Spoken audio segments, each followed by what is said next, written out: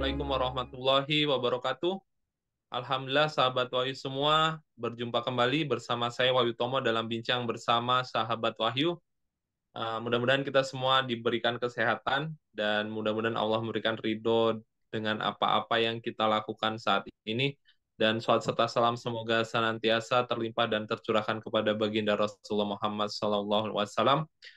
Baik sahabat Wahyu, insya Allah tema kali ini bincang bersama sahabat Wahyu akan mengambil tema reshuffle kabinet tanpa dirampingkan, cuma omon-omon efisien.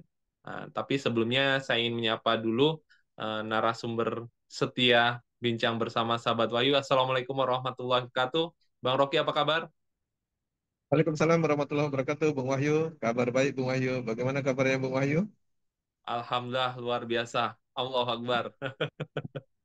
Baik Bang Rocky, Mantap. kita akan membahas tentang apa ya, banyak beredar isu terkait rencana reshuffle yang akan dilakukan oleh Presiden Prabowo, tetapi juga banyak pihak yang memang menginginkan hal ini terjadi gitu. Saya baca dari salah satu berita dari Tribun News hari ini 12 Februari 2025 dengan judul Presiden Prabowo harus jawab isu reshuffle secara tegas, penting bagi kepastian pelaku pasar. Nah, Presiden Prabowo Subianto menghembuskan isu reshuffle atau perombakan kabinet merah putih di 100 hari pemerintahannya. Jadi isu reshuffle ini ditangkap sebagai sesuatu yang serius. Pasalnya Presiden Prabowo secara tegas menyampaikan akan menyingkirkan orang yang tidak mau sejalan dengannya.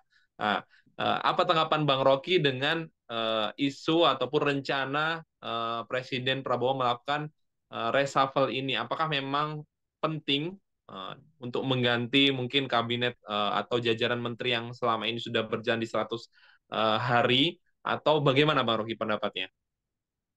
Ya, oke. Sebelumnya saya menyapa dulu para pemirsa Bincang Sahabat Wahyu di berbagai penjuru negeri. Semoga semua dalam keadaan sehat walafiat dan juga diberikan rezeki yang barokah oleh Allah Subhanahu wa taala. Amin ya Nah, Allah. kalau omon-omon tentang reshuffle atau kita bicara tentang reshuffle. Ini kan memang posisinya udah lebih dari 100 hari ya. Jadi sebenarnya Iya. sudah tahu mana yang harus bisa diajak kerja terus, mana yang harusnya memang direvisi. Namun Hmm. memang tidak semua itu bisa berjalan baik kalau kita hanya merevisi personal. Kita tahu Hmm. bahwa kabinet yang dibuat oleh Pak Prabowo ini kabinet yang sangat gemuk. Bahkan saya selalu mengatakan ini kabinet yang sangat obesitas. Yang tentu sangat mahal biayanya dan sangat banyak masalahnya. Jadi kalau Hmm. kita pertahankan terus, tentu sampai di ujung pemerintahan nanti, semua resource, semua biaya, semua energi hanya habis untuk biaya operasional kementerian yang sangat besar dan gemuk itu.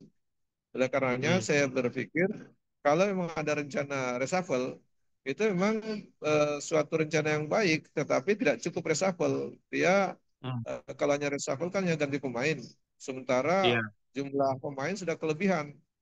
Nah, Hmm. seperti sepak bola yang harusnya main 11 orang, ini main satu kesebelasan bisa sampai 50 orang, kan gitu posisinya. Hmm. Nah, itu jadi pasti lapangan penuh sesak dan tentu tidak efisien, tidak enak dilihat, biayanya mahal, eh, dan tentu tidak efisien dan banyak masalah. Bisa terjadi Hmm. persoalan-persoalan yang di dalamnya. Saya pikir itu yang persoalan yang seriusnya Bung Wahyu. Jadi tidak sekedar wacana untuk reshuffle, tetapi harus ada wacana untuk merampingkan kabinet supaya mendapatkan tubuh dari pemerintahan itu yang langsing, dia lincah, dia terengginas, dan dia profesional. Saya pikir itu yang paling penting untuk kita lakukan evaluasi di atas 100 hari ini, Bung Wahyu. Baik. Kemudian menurut Bang Rocky sebenarnya apa alasan yang paling rasional untuk Pak Prabowo itu melakukan reshuffle kabinet saat ini, Bang Rocky? Iya, yang paling rasional adalah pembiayaan. Hmm. Biaya membiayai menteri yang begitu besar itu secara rasional justru jauh dari tingkat rasionalitas. Bagaimana keuangan negara yang begitu sulit, hutangnya banyak, pendapatan sumber-sumber pendapatannya terbatas, tetapi digunakan untuk biaya operasional bagi para menteri yang begitu banyak. Kita tahu ada eh, lebih 108 menteri dan pejabat setingkat menteri. Ada Hmm. Menko, ada menteri, dan ada justru yang paling banyak adalah wakil menteri, lebih 50 orang. Nah, ini mau kerja apa dan biayanya dari mana membayar mereka semua itu? Setiap wakil menteri butuh kantor, butuh staf, butuh Ya, kendaraan dinas, butuh operasional yang begitu besar. Itu semua harus dibiayai oleh uang rakyat. Kapan uang rakyat itu dinikmati oleh rakyat kalau hanya untuk membiayai para menteri dan wakil menteri yang begitu banyak? Nah, saya pikir memang itu alasan paling rasional adalah efisiensi. Saya pikir itu sudah dipahami oleh Pak Prabowo bahwa memang butuh efisiensi. Cuma efisiensi di level mana atau di tempat mana ini yang jadi persoalan seriusnya.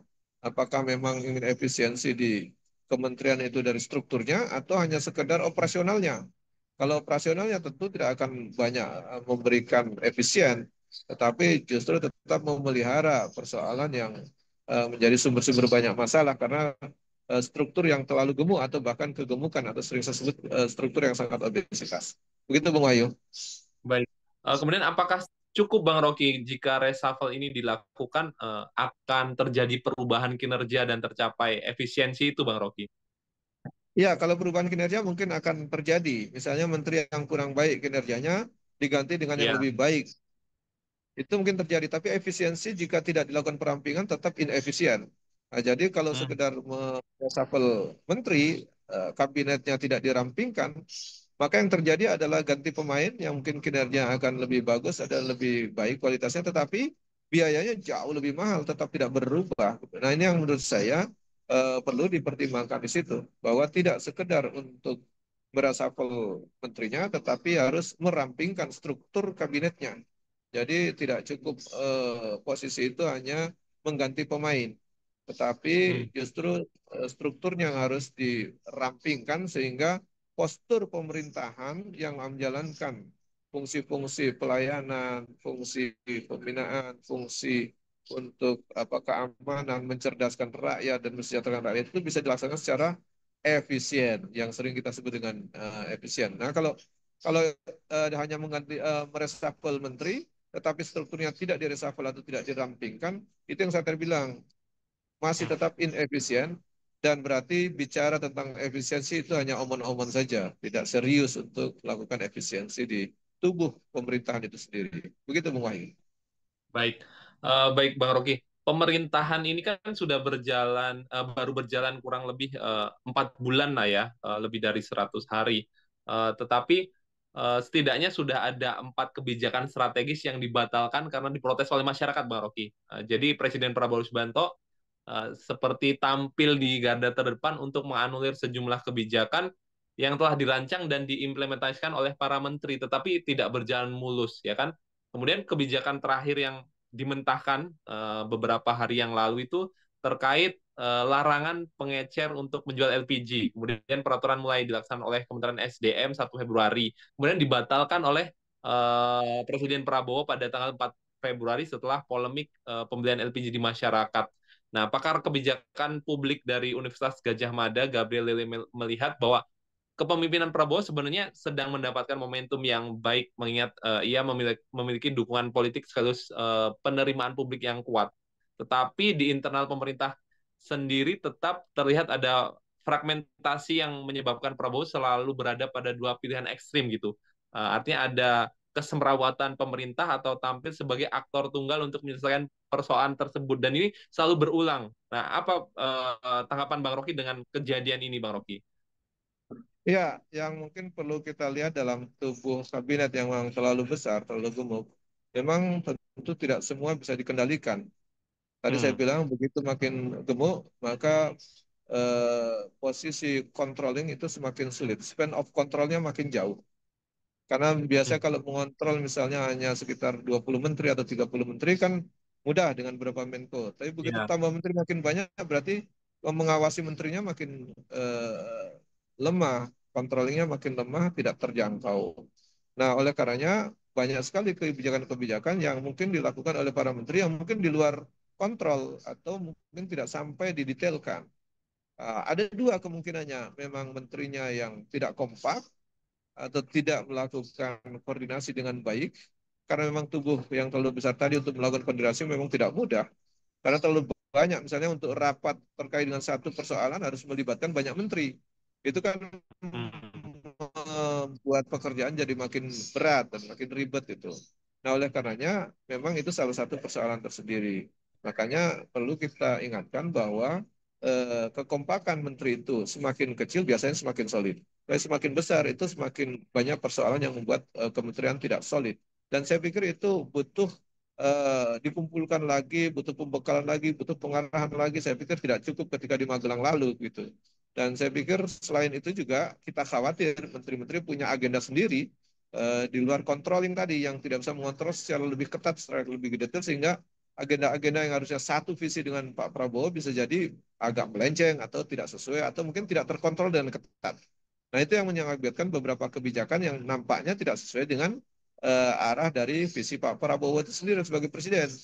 Ada menteri yang Hmm. melakukan derivasi ataupun menerjemahkan kebijakan yang diinginkan oleh presiden bisa tidak sama. Nah, itu yang saya bilang akhirnya ada beberapa yang dibatalkan itu.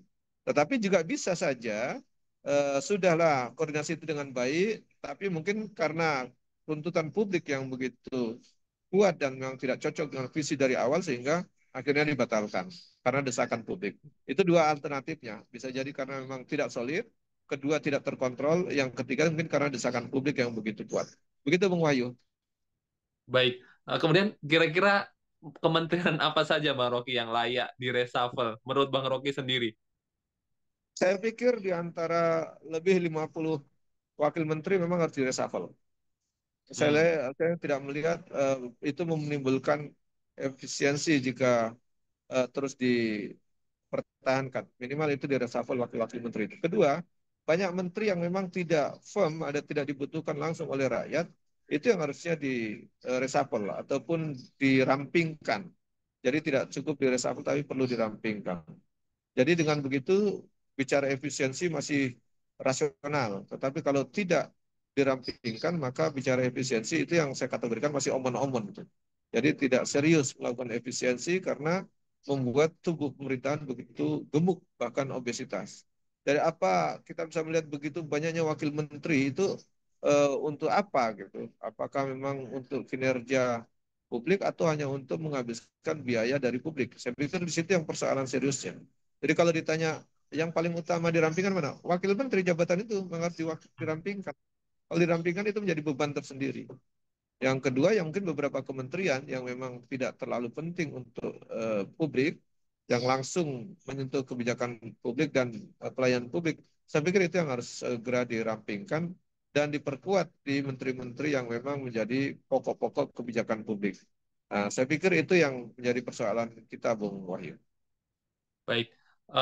Begini Bang Rocky, setiap kebijakan strategis yang selama ini dikeluarkan itu kan berpotensi akan menuai kontroversi. Nah, Iya. ada pendapat bahwa seharusnya presiden tampil paling awal, Bang Rocky, sebagai kepala negara dan kepala pemerintahan, ia harus mengambil peran untuk mengawali seluruh langkah-langkah yang akan diimplementasikan oleh para menteri dan memastikan seluruhnya sudah dihitung masa-masa. Karena seperti sebelum-sebelumnya, ketika kebijakan diputuskan oleh kementerian, kemudian nanti istilahnya ada hero datang, ada pahlawan datang untuk menyelamatkan begitu, dan masyarakat sepertinya sudah jengah dengan hal-hal seperti ini begitu Bang Roy, karena seolah-olah rakyat itu hanya dipermainkan gitu, dizalimi begitu bahasa lebih kasarnya Bang Rocky. Iya, ini menunjukkan bahwa soliditas di pemerintahan belum kita capai dengan maksimal, dengan baik. Jadi kalau ada kebijakan dibuat oleh level menteri kemudian sampai dibatalkan, itu berarti kebijakannya belum matang. Belum matang karena dua, yaitu kebijakan belum diuji publik, diterima oleh masyarakat atau tidak. Kedua, oleh pemimpinnya, apakah memang itu selaras dengan rencana pemimpin atau tidak. Nah, kalau itu terjadi, memang alternatifnya dua itu yang menjadi persoalan. Oleh karenanya, menurut saya, pangkal persoalannya karena memang kualifikasi kementerian itu sendiri yang memang perlu kita tingkatkan atau perlu dipertanyakan, dan juga strukturnya yang memang membuat para menteri itu tidak firm bekerja dengan leluasa karena harus Hmm. berkoordinasi dengan banyak kementerian. Saya pikir menteri yang terkait dengan pendidikan aja banyak, terkait dengan budaya banyak. Itu kan sebenarnya bisa disatukan. Ya, Menteri-menteri yang terkait dengan apa lainnya saya pikir bisa dirumpunkan dan disatukan. Jadi tidak terlalu banyak yang harus dipecah-pecah seperti itu. Nah, ini yang hmm. menurut saya memang sudah waktunya harus dilakukan kajian lebih mendalam. Mana-mana saja menteri yang layak dipertahankan, mana yang harus direshuffle, mana yang harus dirampingkan. Nah, biarlah itu dilakukan oleh kajian para pakar yang ada di negeri ini. Saya pikir banyak sekali para ahli dan pakar di negeri ini terkait dengan apa struktur apa pemerintahan. Saya pikir mereka paham betul. Tinggal keputusan politiknya, apakah pro terhadap efisiensi atau efisiensi itu hanya omon-omon. Ah, begitu, Bung Wahyu. Baik, ini pertanyaan terakhir Bang Rocky. Sebenarnya bagaimana gambaran kementerian sebagai pembantu kepala negara dalam sistem Islam terdahulu atau kisah-kisah terdahulu? Apakah memang solusinya jika ada pembantu khalifah atau jika ada menteri yang tidak kapabel, apakah ada kisah atau catatan sejarah bagaimana Islam menyelesaikan perubahan pembantu kepala negara? Apakah langsung diganti? Apakah memang harus gemuk seperti saat ini supaya yang membantu juga banyak atau cukup memang ya yang diperlukan apa dan itu justru lebih efisien. Bagaimana dahulu kisah-kisah tersebut Bang Rocky? Ya, kalau kita mengacu dan belajar sejarah dalam pemerintahan Nabi di Madinah, tentu sangat ramping dan efisien. Eh, di sana kita lihat Rasulullah SAW sebagai kepala negara dan kepala pemerintahan melayani rakyat dengan efisien, bahkan bisa membuat masyarakat itu dengan tenang, nyaman, damai, bahkan mayoritas yang bukan Muslim pun bisa hidup damai dengan Hmm, dibuat perjanjian dan dibuat controlling yang begitu ketat. Dan tentu ya. tidak cukup Nabi Sallallahu Alaihi Wasallam menjalankan pemerintahan di Madinah itu seorang diri, ada pembantu-pembantunya. Ya, Hmm, ada muawin tafwid, ada muawin tanfid, ada bagian pencatatan sekretariat, ada bagian untuk kesehatan, dan hmm, seterusnya, bagian untuk keperluan sosial. Kalau mungkin sekarang seperti Menteri Sosial atau Menteri yang ngurusin tentang ya, persoalan sosial, yang mencatat tentang Baitul Mal. Berarti kalau sekarang ya. mungkin terkait dengan Menteri APBN gitu atau Menteri Keuangan gitu, Permadaran Negara dan seterusnya. Sebenarnya itu semua lengkap. Dan kalau kita lihat yang paling penting adalah basisnya, asasnya. Apakah suatu itu Hmm, diperlukan atau tidak? Gitu. ya. Termasuk ada kodi kan gitu, kodi ataupun apa namanya itu hakim gitu, itu kan ada itu nanti. Jadi di setiap level itu pemerintah. Kalau kita lihat mengkaca mengacu kepada pemerintahan di masa Nabi dan masa Khalifah, itu kita lihat prinsip yang paling penting adalah yang pertama struktur seramping-rampingnya, seefisien mungkin. Yang Hmm, kedua pelayanan secepat-cepatnya dalam waktu yang sesingkat-singkatnya dilayani. Dan yang ketiga adalah semurah-murahnya, atau paling tidak minimal gratis gitu. Jadi misalnya dalam melayani pendidikan dalam Islam itu dikenal bahwa pendidikan itu harus gratis. Karena memang hak publik. Untuk rakyat harus dicerdaskan. Bagaimana cara mencari dananya? Ya itu tugas negara untuk mencarikan pendanaannya. Yang kedua, misalnya terkait dengan kesehatan, itu menjadi hak publik yang memang harus kewajiban negara menjalankannya. Rakyat harus diurus kesehatannya. Dan kita lihat bahwa tentu diurus dengan cara yang paling cepat, efisien, ramping strukturnya. Jadi asas administrasi dalam Islam itu dia cepat dalam pelayanan, sederhana dalam aturan, murah dalam pembiayaan. Nah itu hmm, yang mungkin hari ini tidak ditemukan itu. Sekarang kan kalau kita bilang kalau bisa diperlama, kenapa dipercepat? Kalau hmm, bisa dibuat mahal, kenapa dibuat murah? Kan itu posisi hari ini tuh. Kalau kalau Bung Wahyu misalnya ingin mendapatkan pelayanan, mau cepat bisa, tapi mahal. Harus bayar ya. lebih mahal.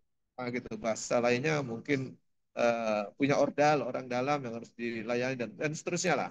Nah itu menurut saya itu yang tidak terjadi dalam sistem pemerintahan hari ini, yaitu efisiensi dan juga murah dalam pelayanan, cepat dalam pelayanan, dan sederhana dalam administrasi. Sekarang tuh bisa Hmm, administrasi berlapis-lapis itu.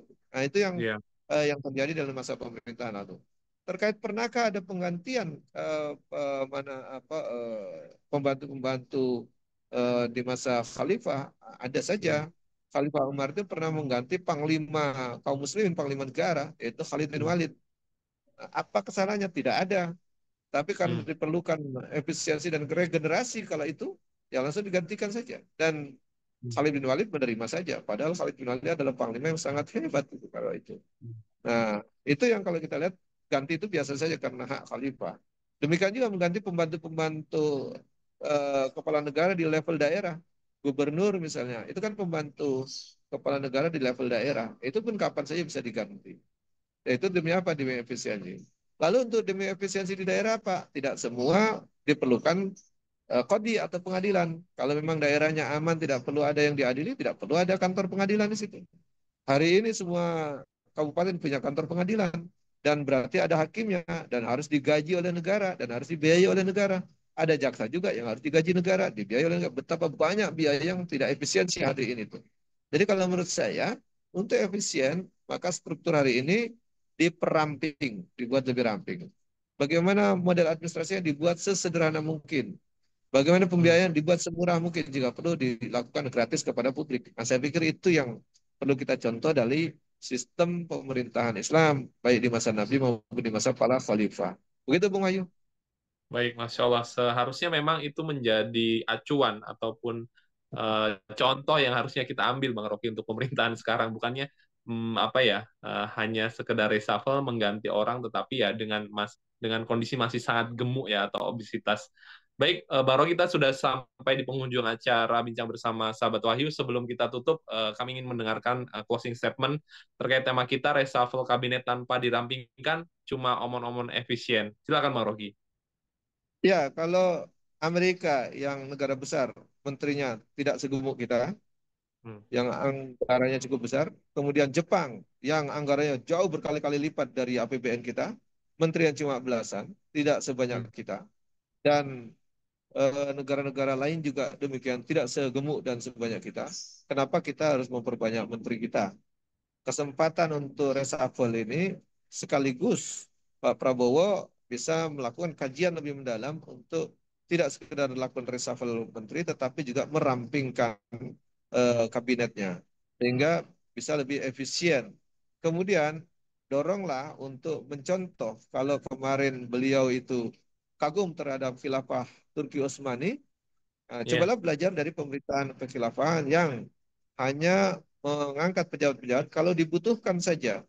Kalau Hmm. tidak ada perlu kodi atau pengadilan di berbagai daerah, ya tidak perlu. Kalau memang daerah itu aman, tidak ada keadilan yang harus ditegakkan di situ, ya tidak perlu ngangkat dan membentuk kantor pengadilan di situ. Tidak perlu ngangkat jaksa dan membentuk kantor kejaksaan di daerah yang memang tidak perlu itu gitu, dan seterusnya, sehingga lebih efisien, termasuk tidak perlu membuat kementerian yang memang tidak terlalu diperlukan oleh publik misalnya. Jadi kalau kita bisa lihat, ya mungkin Jepang bisa membuat rancangan kementerian yang begitu ramping, kenapa kita contoh membuat seperti negara-negara lain yang APBN-nya jauh lebih besar, jumlah negara juga lebih besar, lebih luas seperti Amerika, tetapi kementeriannya tidak segemuk dan sebanyak kita.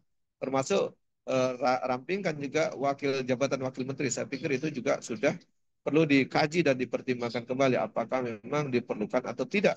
Atau karena hanya membuat inefisien karena adanya wakil menteri justru membuat tambahan biaya bagi Hmm. beban anggaran APBN dan tentu membebani rakyat kita sehingga rakyat harus ditekan dengan berbagai kenaikan pajak, ditekan dengan pendapatan-pendapatan yang lain. Saya pikir itu Bung Wahyu yang perlu kita dorong dan ingatkan kepada Presiden Prabowo yang akan melakukan isu reshuffle tadi untuk tidak sekedar melakukan reshuffle tetapi sekaligus merampingkan tubuh kabinetnya. Begitu Bung Wahyu. Baik, terima kasih banyak Bang Rocky atas waktunya dan kepada sahabat Wahyu semua, silahkan apabila sahabat Wahyu mempunyai pendapat ataupun pernyataan terkait tema kita terkait reshuffle kabinet tanpa dirampingkan. Hal ini apakah cuma omon-omon efisien saja? Silahkan ditulis di kolom komentar yang tersedia. Dan insya Allah kita akan bertemu lagi dalam Bincang Bersama Wahyu sesi selanjutnya. Saya Wahyu Tomo undur diri. Terima kasih banyak. Bang Rocky sekali lagi. Sampai bertemu di kesempatan lain. Assalamualaikum warahmatullahi wabarakatuh.